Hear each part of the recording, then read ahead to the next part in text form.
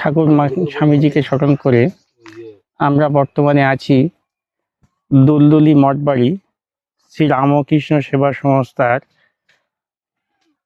আশ্রমে। মঠবাড়ির ঠিকমতো জায়গা না থাকার জন্য মঠবাড়ির পূর্বপাড়ার নিবাসী শ্রী সন্তোষ মণ্ডল মহাশয়ের মহান উদ্যোগে এবং ভূমিদানের ফলে সেখানে নূতনভাবে মন্দিরের কাজ আমরা শুরু করতে পেরেছি। স্থানীয় কিছু ভক্ত এবং ঠাকুরমা স্বামীজি গ্রুপের কতিপয় ভক্তের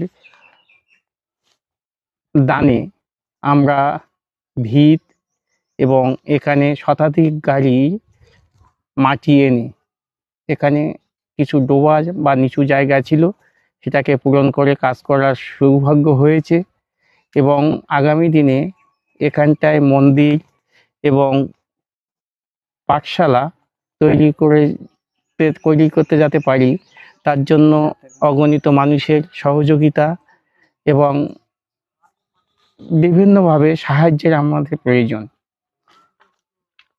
সকল রামকৃষ্ণ পরিবারের ভক্তমণ্ডলীকে ঠাকুরমা স্বামীজি গ্রুপের মাধ্যমে সাহায্য হাত বাড়িয়ে দেওয়ার জন্য আমরা দুলদুলি মঠবাড়ি রামকৃষ্ণ সেবা সংস্থার পক্ষ থেকে বিনম্র আবেদন জানাবো, আপনারা এগিয়ে আসুন।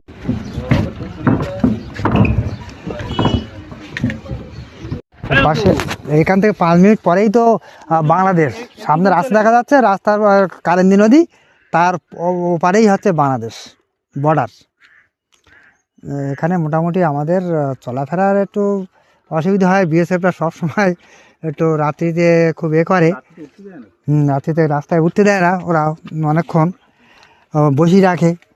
তার আমি সন্তোষ মণ্ডল, বাবা ঈশ্বর অনিল কৃষ্ণ মণ্ডল। আমার বহুত দিনের ইচ্ছা ছিল যে এখানে আমি একটা কিছু রামকৃষ্ণ মিশনকে দান করব এবং যাতে মন্দির বা এখানে যাতে মহারাজ থাকেন সেই ব্যবস্থা করার জন্য আমি সবাইকে মানে অনুরোধ করছি যাতে আমরা এখানে মহারাজ রেখে একটু উন্নয়নমূলক বা স্বাস্থ্যকেন্দ্র এবং মঠের এই মিশনের সমস্ত কাজকর্ম যাতে ট্রেনিং হয় সেই চেষ্টা আমি করার জন্য আপনাদের কাছে অনুরোধ জানাচ্ছি।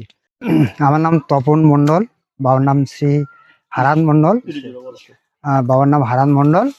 আমি এই রামকৃষ্ণ দুলদুলি মঠবাড়ি রামকৃষ্ণ মিশনের সদস্য এবং এখানে কোনো নিজস্ব জায়গা ছিল না রামকৃষ্ণ মিশনের। এখানে সন্তোষ মণ্ডল 21 শতক জায়গা দিয়েছেন এবং এখানে সমস্ত গাছগাছালি কেটে তারপরে ওই যে ভিত তোলা হয়েছে, ভিতের নিচে পুকুর ছিল সেটা ভরাট করে ওখানে ভিত তোলা হয়েছে। এইভাবে আমরা কিছু কালেকশন করেছি। আর অমিতবাবু দিচ্ছেন, অমিতবাবুর প্রচেষ্টায় এগুলো আমরা এগিয়ে যাচ্ছি। আমরা গ্রামে গ্রামে বেরোচ্ছি কালেকশন করতে এবং মানুষকে আমরা বোঝাচ্ছি।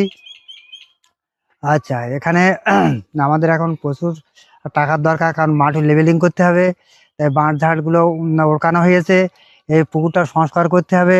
পুকুরের ওপাশটা দক্ষিণ পাশটায় বাঁধ নেই, বাঁধ দিলে আমরা মাছ ছেড়ে আমরা এই মিশনের আমরা উন্নতি করতে পারবো, কিছু আয় আমরা পাবো।